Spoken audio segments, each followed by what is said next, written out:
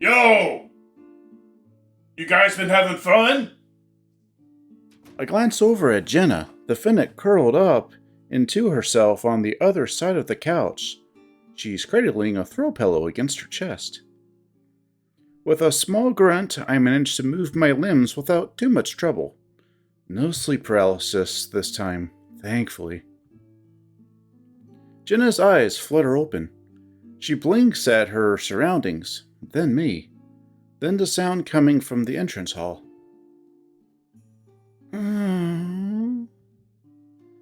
She rubs her face, trying to shake off the sleep fatigue. What'd you say? There's some clattering noises from the kitchen coming from the kitchen, like the rustling of plastic bags and the crackling of Tupperware. I asked if you fuckers have been having fun. It's midday. Flynn, you got our texts. We were up late last night searching for Carl. Yeah, and making yourself at home here. What you got on over there? Hentai? I checked the TV.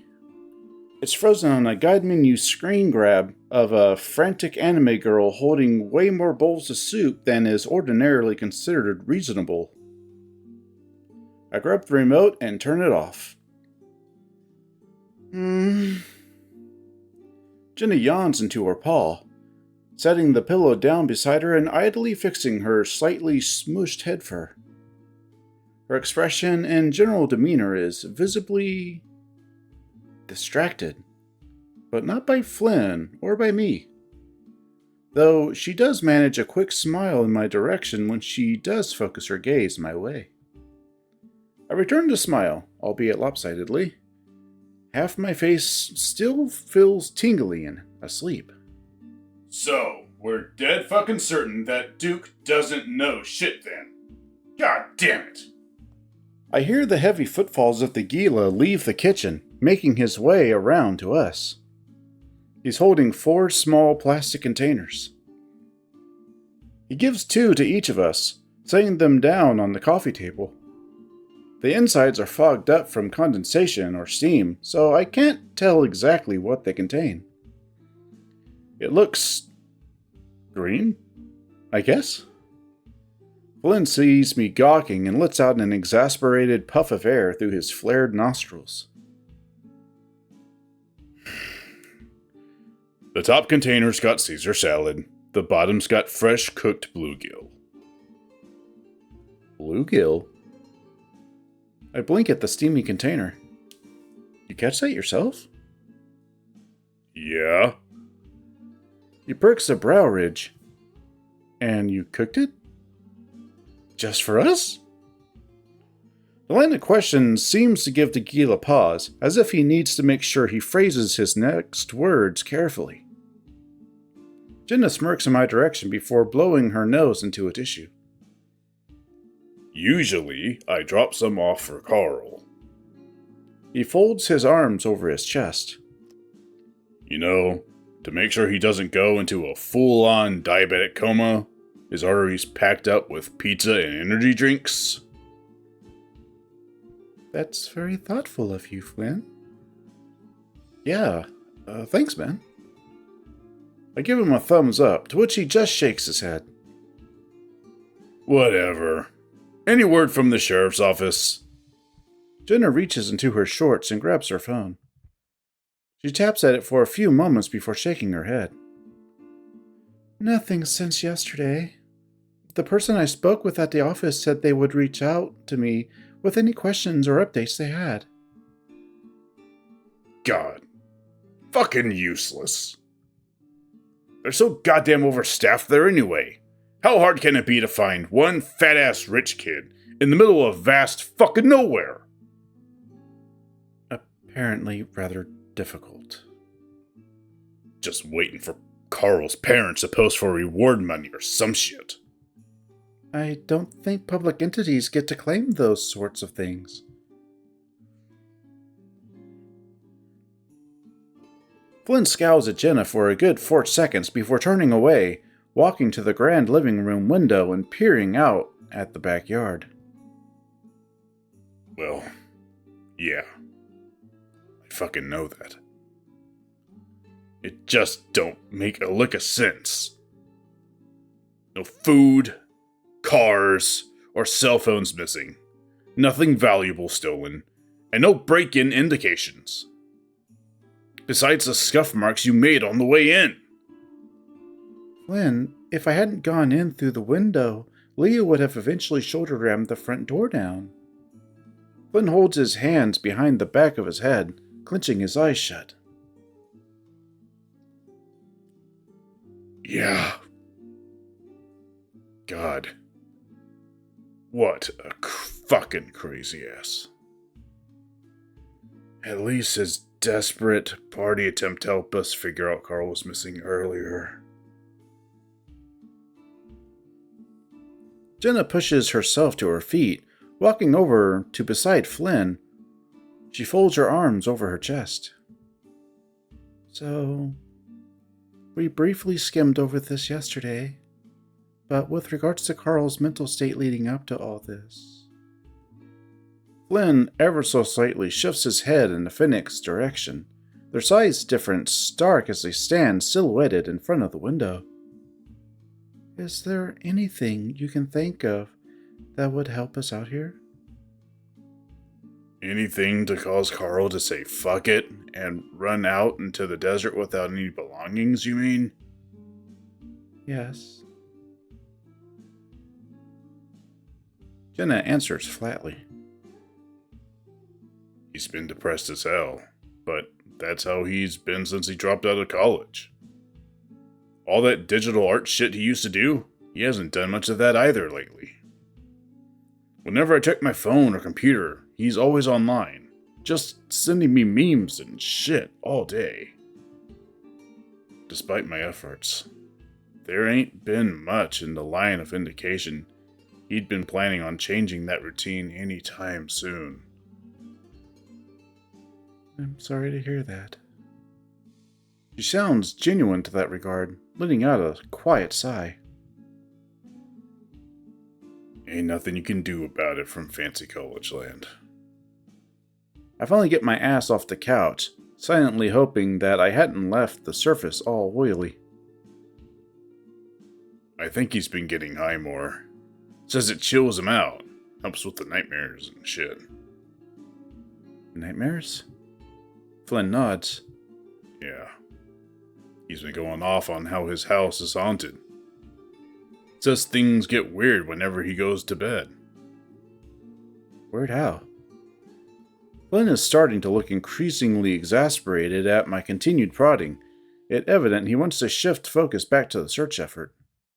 Fuck, Chase. I don't know. Bumps in the night, creepy children whispers, distant laughing, that sort of thing. Said he only heard them when he was about to fall asleep or waking up, so he could never investigate. Interesting. Really? You said that getting high was how he coped with this newfound paranoia?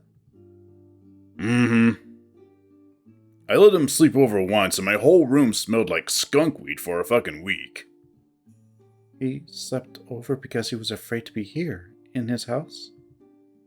No, he stayed over because I was plowing his ass. His tone is laden with sarcasm, and I even find myself snickering a bit at this shock.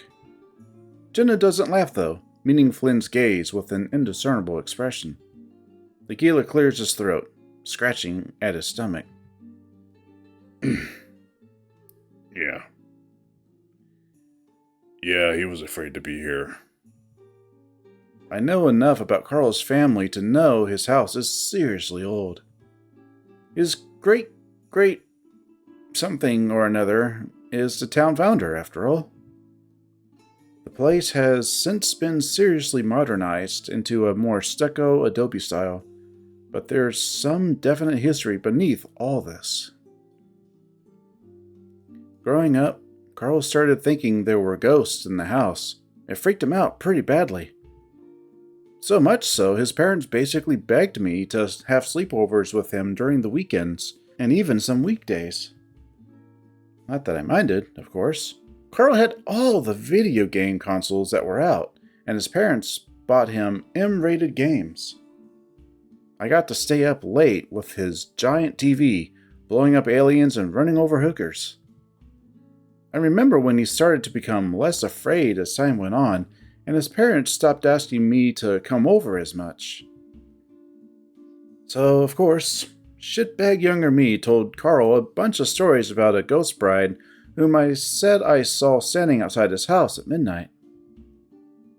And that's how I got to spend my whole 5th grade summer vacation living at Carl's place. The fact that Carl was still freaked out about this sort of thing is pretty concerning. Well, to be quite fair, if I held the mindset that my house was haunted and saw whatever that was on the phone out my window... She pauses, shaking her head. I'd probably be rather freaked out as well. Yeah, but would you run outside? That doesn't make any sense. You'd think this place would be more ransacked if this was like a fucking kidnapping or something. You don't try and kidnap a fucking ram without getting some serious dents and scratches in the drywall. The idea of Carl being assaulted like this is starting to give me a serious pit in the bottom of my stomach. Well, you did find some scattered plaster dust and marks in the wall near the basement crawl space. Yeah, maybe there could have been like an initial scuffle down there, and then he was held at like gunpoint or something? There's a look of sudden shock at the direness of my words that flashes across Flynn's face. Anxiety, fear, concern, all expressions seldom seen on the lizard. He quickly stifles them, adopting his usual disgruntled demeanor, emitting forth a familiar grunt in response. Guys, I think we're escalating here. No offense to you, Chase, but I think I might want to have a chat with Jeremy myself. You can come along, of course. Same to you, Flynn. Despite Jenna's assurance of non-offense, I can't help but feel a little shitty about not pressing harder for information while I was there. I mean, fuck, I want to be a journalist, right? I can't be getting intimidated by childhood bullies. Flynn nods, but only slightly. Yeah, but Chase said he told him the drugs he sold weren't laced. Laced drugs wouldn't result in that image on the phone. Shit. I haven't talked to that flunk ass in so fucking long. You were always a bit too old to get the brunt of his sadistic side when we were growing up. Thought that was mainly Clint. They all rubbed off on each other easily enough. Flynn pulls out his phone, a rather dated first-gen looking thing from the late 2000s. He pecks at it with his large fingers, walking off toward the foyer. Gonna text TJ and Pinball Smasher that we're together and asking around.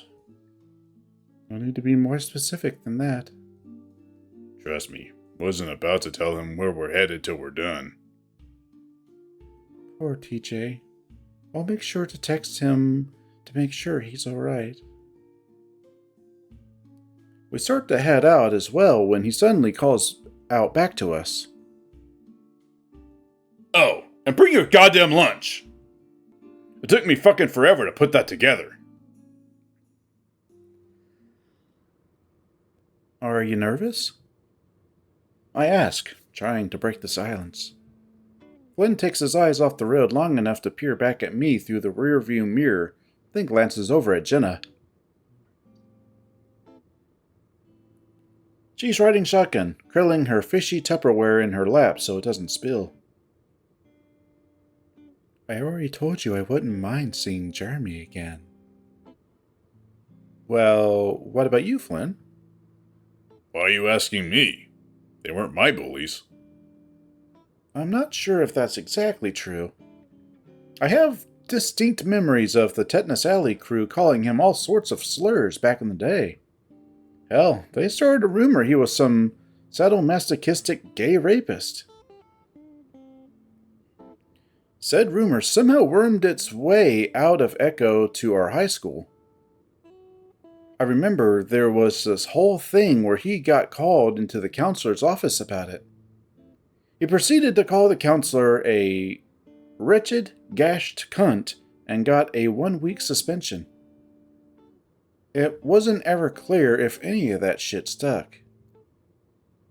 He certainly never cried about it like TJ did. Sounds more like you're the one with the issues. I frown. I'm gonna spill bluegill all over your seats. You'll be scrubbing the upholstery with my foot up your ass if you even open the goddamn lid in my truck. Chase already spoke with them. You said you only saw Jeremy, Heather, and Micah, correct? Jenna looks back at me and I nod. Micah? Heard he was back in town a while ago. Never expected he'd turn up again after, 7 years? Have you gone by to say hello? There's a hint of teasing in her voice, responding to the Gila's latent disdain for the kid that's evident in his tone. He stole my fucking dirt bike. He stole your fucking dirt bike 8 years ago. Well, he was still kind of a shithead when I visited yesterday. Yeah? I see the back of Flynn's scaly head cant curiously. What'd he do? Well, he didn't do anything to me, I guess.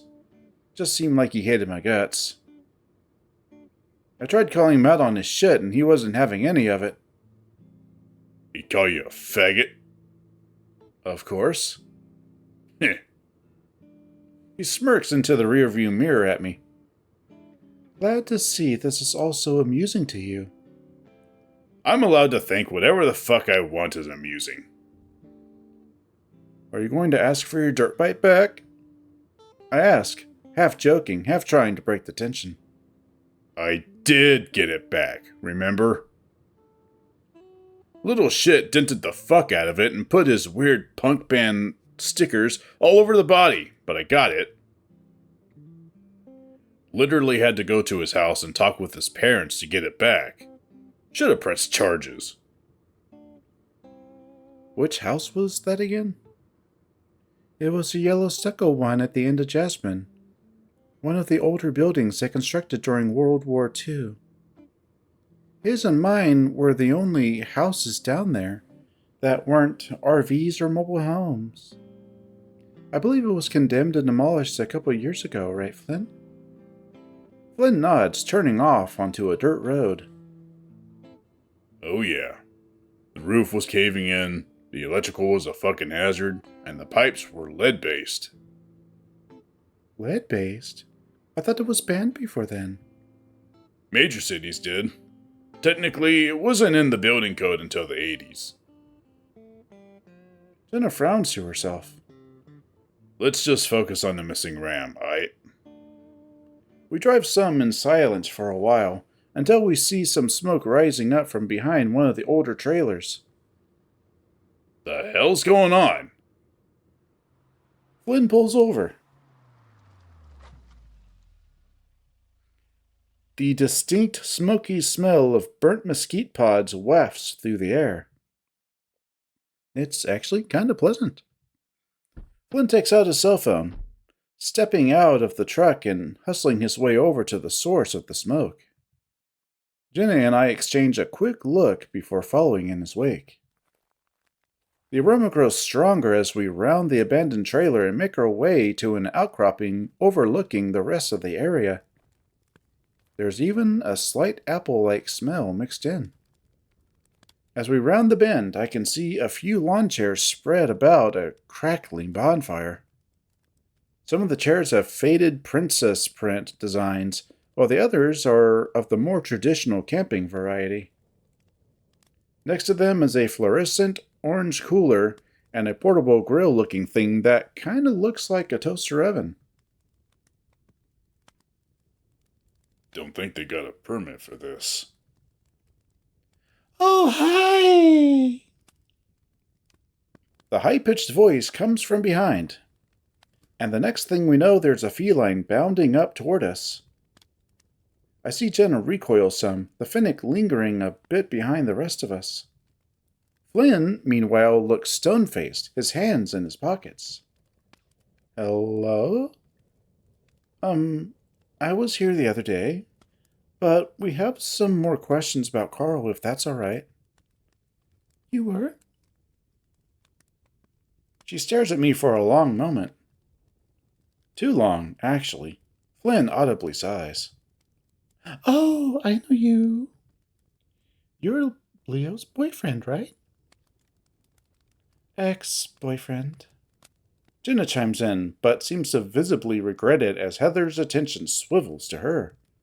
Oh my god! Jasmine, hi! She rushes over to Jenna, wrapping her arms around her in a tight hug. You look really good. Thanks. Jenna doesn't correct her on the name change for some reason. Instead, she very gingerly pats Heather on the back before withdrawing back a foot. I didn't shower this morning, so it's a wonder, if true. Neither did I. Astonishing. Where's Jeremy at? Oh, hi, Flynn. Heather waves at him, despite the Gila being literally only a couple feet away. Flynn furrows his brow some, and limply waves his hand once before stuffing it back into his pocket. Sure? Oh, I made a joke a while ago and he got really offended and walked off. It was so dumb. Where do you walk off to? I don't know. Oh, let me get you guys a drink. We're having an Aloha party. Before anyone can say anything else, she turns heel and scampers off, her demeanor like an excited child. Once we're alone, I broach the obvious question. What's an Aloha party? Jenna looks over at me and shrugs. Meanwhile, Flynn squints at the ground around him, folding his arms over his chest and mumbling to himself. Whose property is this? I thought she lived with her dad, the one who works at the dam. The lizard sucks in his tongue and quickly shakes his head, his question evidently rhetorical. She does seem different, doesn't she?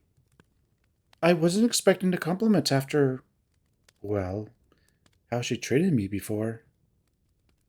The next thing we know, the feline is returning with 3 beers clutched to her chest. Hurry, hurry, hurry, take them! They're really cold and getting me so wet! I blink and quickly step up to take one, kinda awkwardly sliding it from between her forearm and her cleavage. I'm not particularly hankering for a beer right now, admittedly, but I didn't exactly want to leave her hanging. After a moment of hesitation, Flynn and Jenna also take a beer. You guys can sit around the bonfire, too. I glance over to the bonfire. It's pretty small, only about 2 or 3 feet high. Why would anyone want to hang out near a bonfire during a 90-degree springtime heat wave is beyond me. Some of the chairs are kind of small, though, since they're for little girls. They're not very good for big boys. She looks up to Flynn, who stands nearly 1.5 feet taller than her. The phrasing is so strange, and her smiling gaze lingers way too long. What? I'm fine standing. Flynn shifts uncomfortably. She does know he's gay, right? Yeah, I recognize them. Those are mine.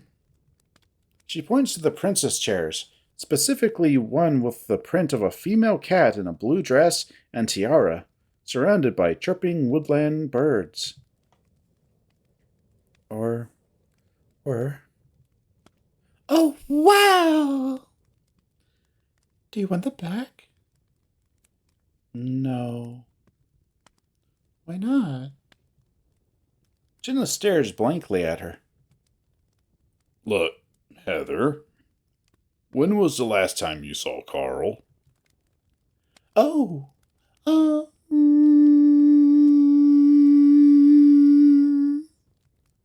She scratches herself, looking off to the side. Oh no. You should wait for Jer. He'd have an answer for you. In fact, I'll go look for him for you. Flynn steps up, his brow ridge furrowed. It's a simple goddamn question that I'm asking you. Specific like. When was the last time you saw Carl? Heather reels back as Flynn's tone grows more stern, the cat clutching at her own arms. I don't know. You know who Carl is. You blew him in high school. What? No! That was Tanya, Carl's cross. As recall, Heather briefly dated TJ, not Carl. It was a weird coupling, with her being a couple years older, though I guess I have no room to speak there. She was kinda mean to everyone, so it wasn't surprising when they split. Ended up dating one of Leo's friends on the football team, if I remember right. Fucking whatever. Flynn waves off the correction. I remember taking an investigative journalism course freshman year that discussed interviewing techniques used by the police department. It included this big, comprehensive list of tells for when someone is lying or obfuscating the truth. The way Heather's acting fits the description of a lot of the aforementioned. Wait, Heather, you're like best friends with Jeremy. Heather still looks like she's about to bolt, but responds regardless. He's cool, but what does that... And he sells pot around here. Jenna looks over at me, seemingly curious about where I'm going with this. Do you, need a plug? Because I don't get involved with any of that. I don't know anything. I quickly shake my head. No. You're around when he does that sort of thing. Were you there when he sold to Carl last? She shifts her posture some, the cat scratching behind her ear as her whiskers bristle. She cuts herself off, trying to think of the right words.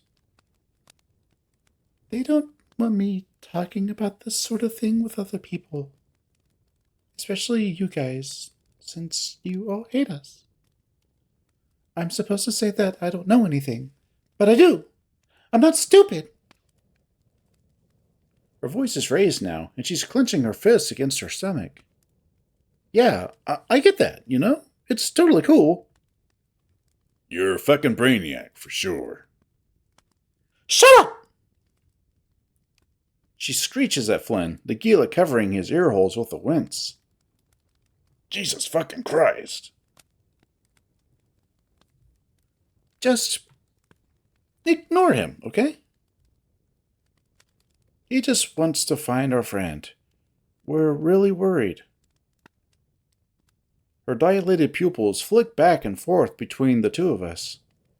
There's another long silence. Like Keith? That name again. It sounds familiar.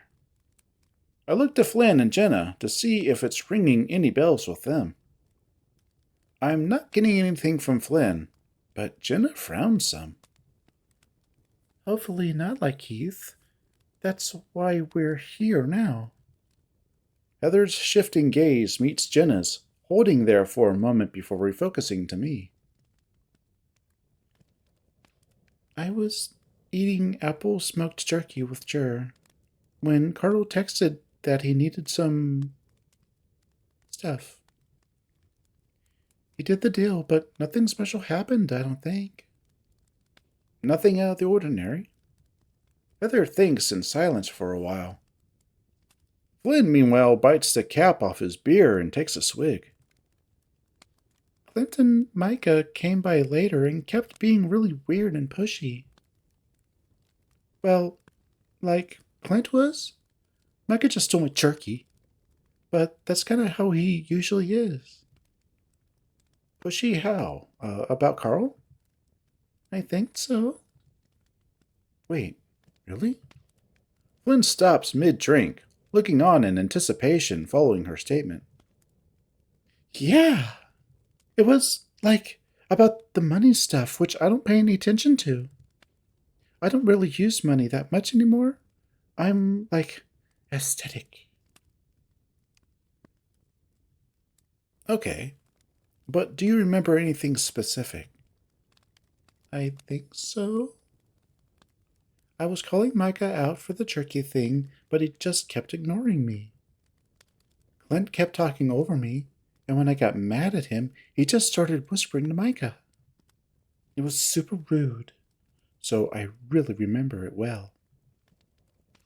It's actually been, like, really hard to remember things lately. Oh.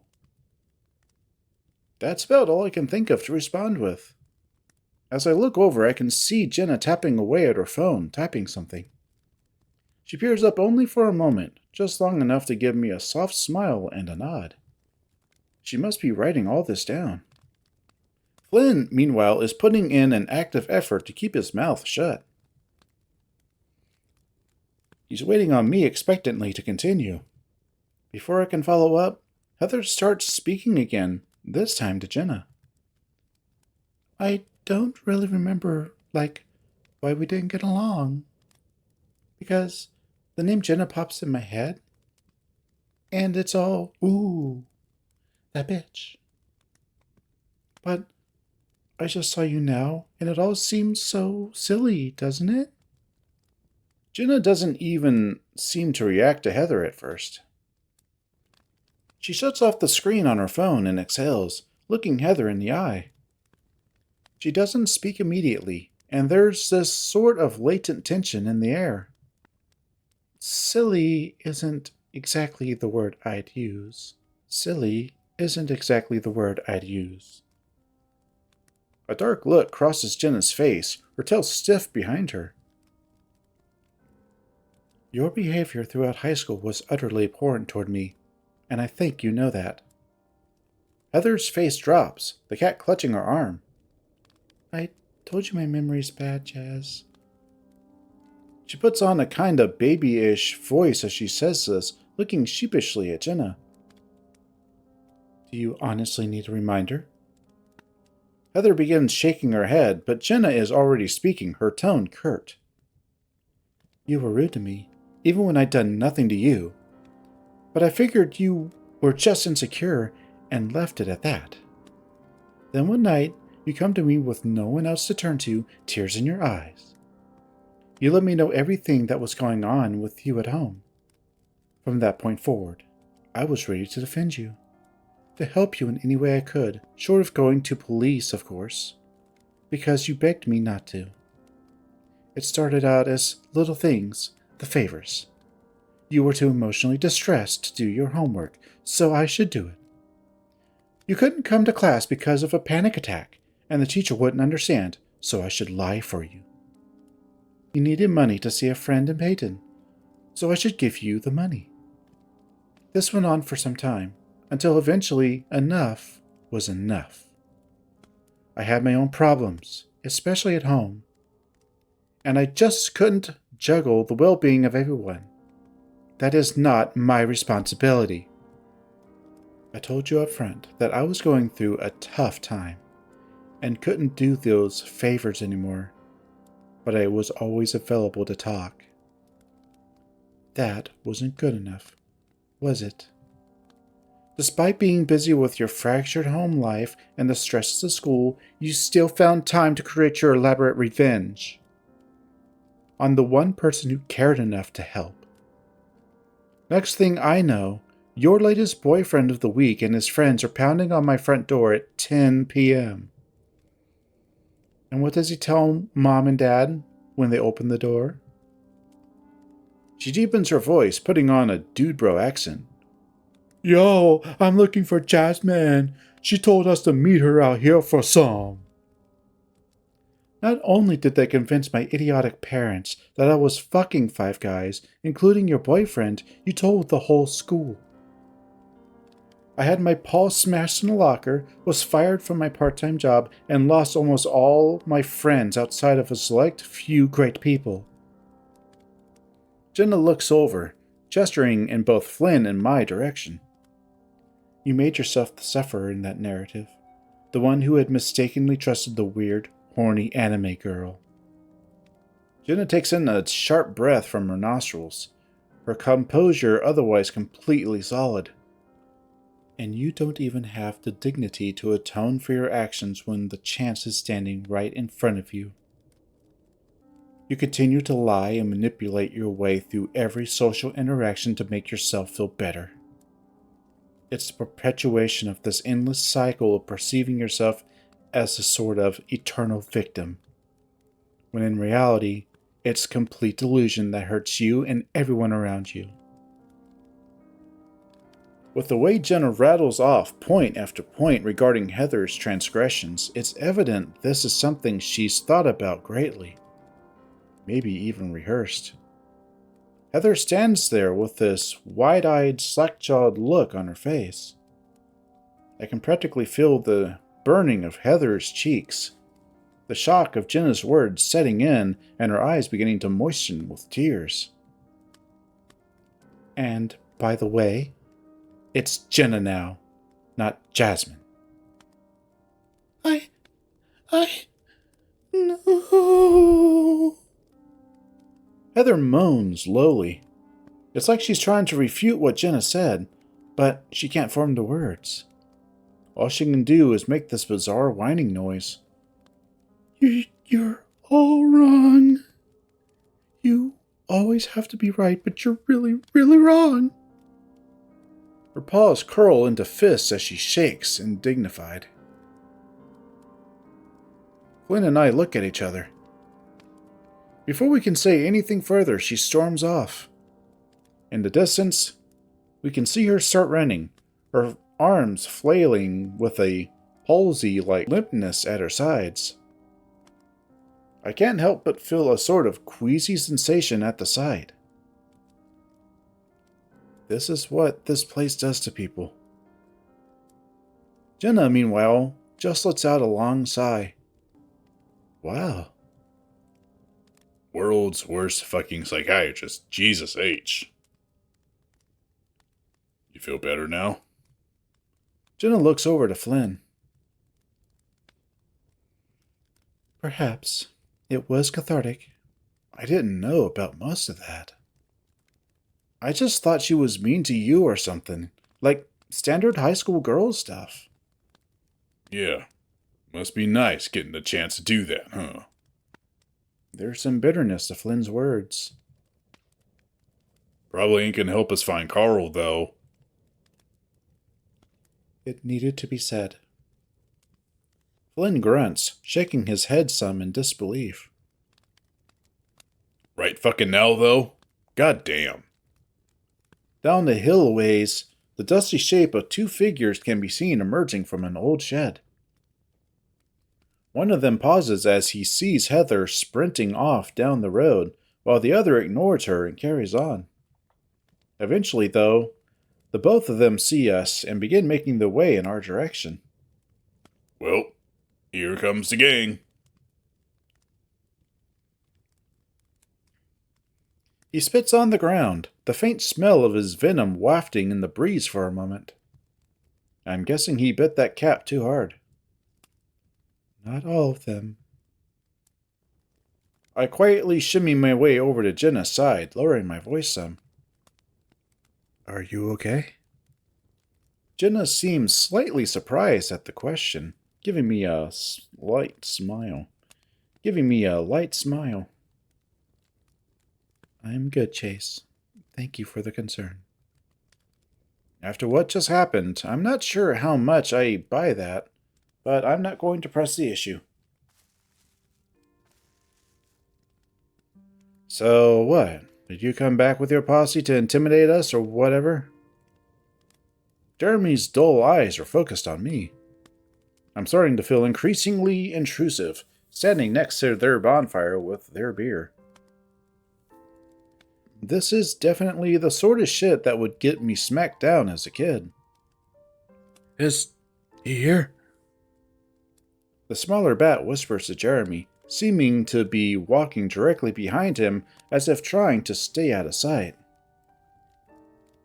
Oh, man. Micah lets out a relieved sigh, and after a moment, the familiar white fuzzy form of Micah emerges from behind the rotund finnick. He's clutching something, though. A long piece of rebar. At first, I think he's holding it as a sort of self-defense weapon, but then I notice the hot, white ash coated on the end. I guess it's a makeshift poker for the bonfire. Hello, Jeremy. I believe this is yours? She steps up, holding out the beer that Heather had thrust upon her earlier. Her brother doesn't immediately react, and he stares blankly at her for a moment before bumbling over to take it from her. Hey, sis. Man, I'd ask you how you been, but I'm assuming good, right? Generally speaking, yes. Though we are still looking for Carl, as Chase here made you aware yesterday. Jeremy looks over me with a tepid expression, the faint outlines of a grimace forming at the edge of his muzzle. Really? Really? Flynn steps up, the gila tall enough that his shadow falls directly upon the smaller finnick. Whoa, Rockabilly. I don't see you much out here. Fucking wonder why. Micah glares at him from across the bonfire, the shifty-looking bat increasingly agitated by our presence.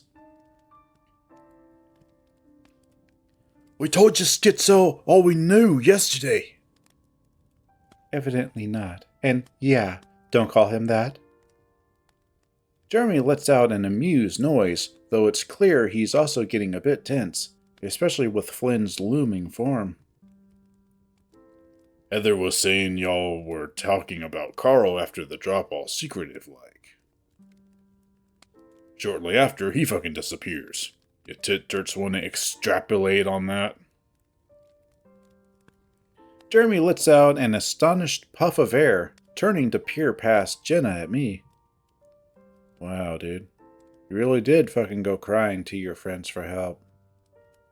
I feel a knot starting to form in my stomach, and I resist the urge to clench my fists. I'm just trying to find Carl. He's your friend too, right?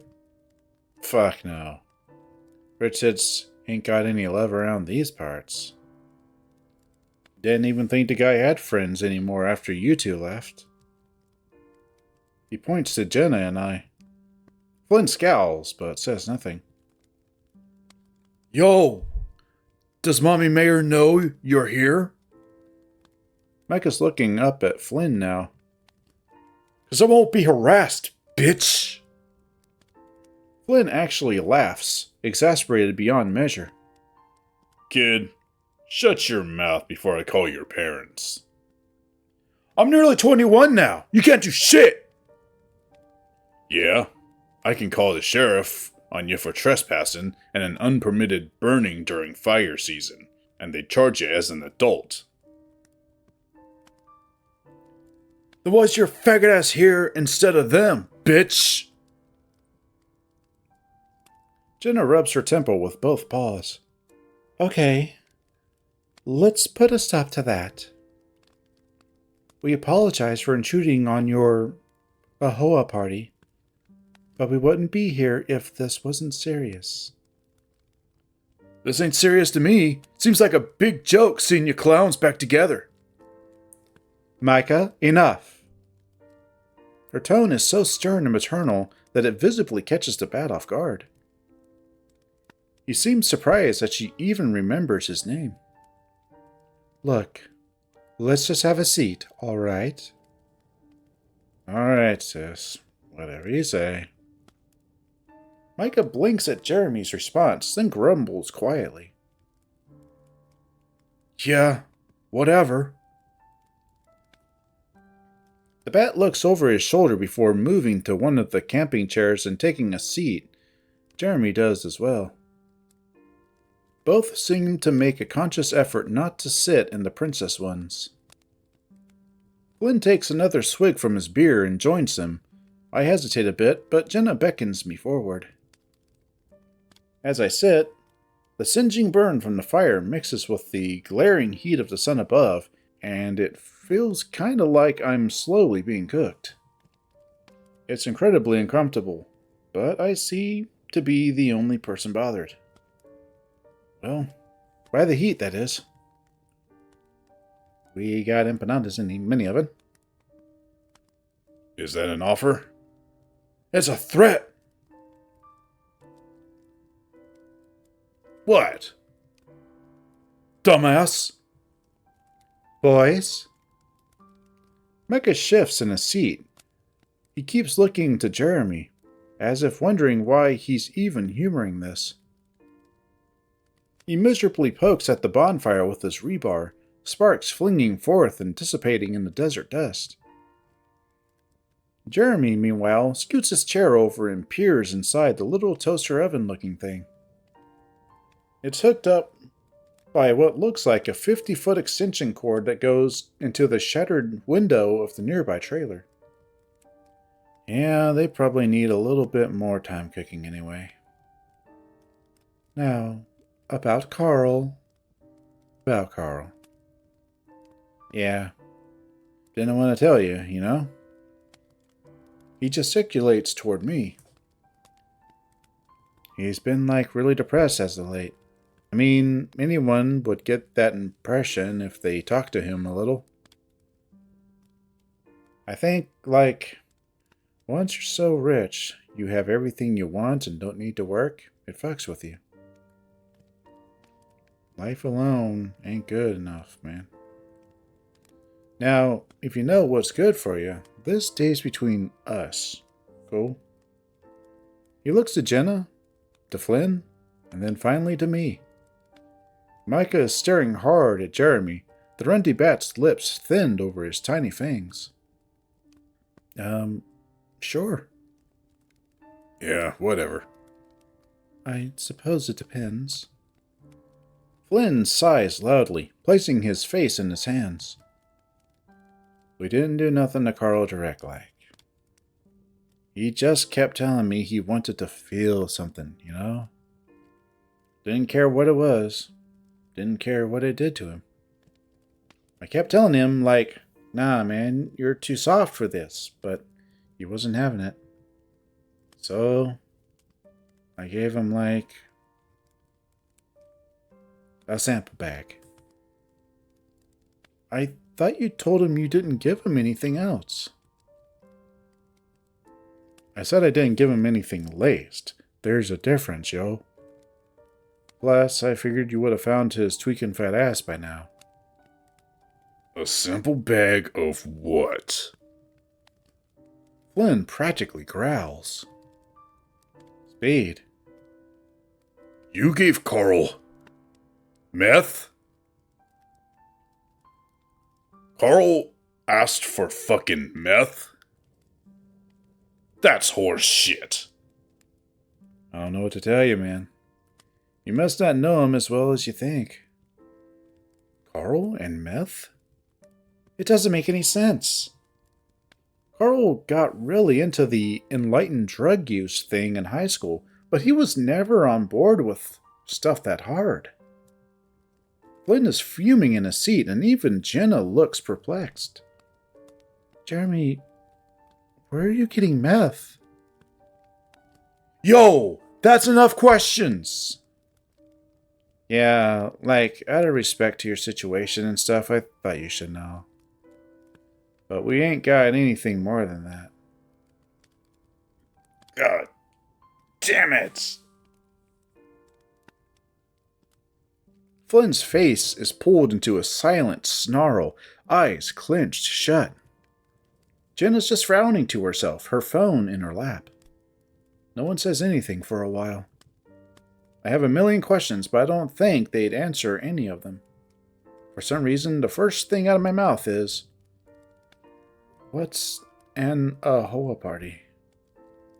Jeremy and Micah both look at me with quizzical expressions.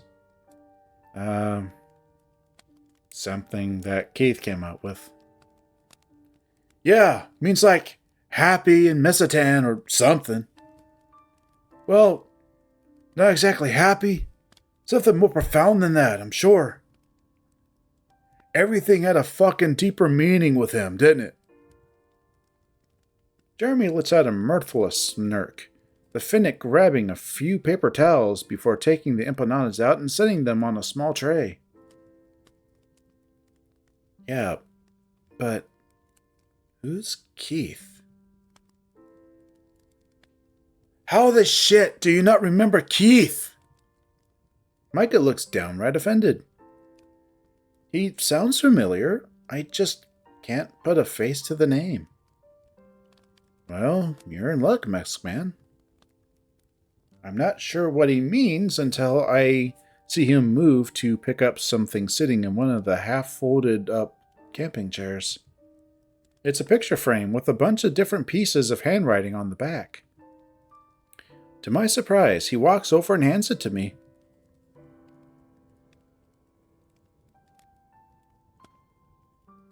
In the frame, there's a pretty unelaborate picture of a stoned-looking fox guy. He's in a ratty lifeguard bucket hat and wearing an oversized hoodie with this stylized-looking eye on it. I feel like I've seen him before, but only in passing. You bring this with you everywhere? Just to the bonfires. Kind of like a super old tradition we picked up after what happened. I know, it's like super creepy culty and shit. But Keith would have thought it was neat. He was all about that moral support, big brother vibe. What happened to him? The question's blunt, and this seems like one hell of a sensitive topic for these guys. But now I'm genuinely curious. He went missing. One day he's here, slinging dope and playing foosball with us at that moldy shack he ran a bar out of. And the next, gone. Nobody knew where he went? Nope. Next thing we knew, Michael poofed as well. The bat looks guilty, squirming in his seat. We didn't expect you to show back up either, though. Same goes to you, I guess. He looks over to Jenna. She responds with a polite smile and nothing more. What's going on here? As I hear Clint's voice, I see Micah quickly sit upright, visibly startled. There they are. Look, I told you. I didn't tell them anything. Heather is tugging at the weasel's tank top, but Clint quickly smacks her hand away. Clint. Looks like death. Emaciated, disheveled, teeth rotting out of his head, his fur falling out, and pink lesions dotting his flesh. Jeremy and Micah look pretty rough, but nowhere near as bad as him. I quickly hand the Finnick his picture back. We were just leaving. Jenna pulls her purse tight to her side and stands up. Thank you for your hospitality, and it was good seeing you again, Jeremy. I should fucking kill you right. I should fucking kill you three right here, you little cunts! Get the fuck out now! Go! Go! Go! I'm getting my fucking gun! I'm getting it! Clint stomps off toward the nearby trailer, swearing up a storm. Oh, shit! Micah quickly refocuses his attention on the rest of us. Yeah, get the hell out of here! I half expect Flynn to start shouting back, but instead I look over. He's already up. The Gila is making a clicking sound and gesturing with his head toward his truck. I'm not a victim, Jasmine! You bitch! I quickly get out of my seat and fast walk to catch up with him, and Jenna does the same. What the hell? It's all Jenna can say as she shakes her head in disbelief. We hop in Flynn's ride and take off without looking back.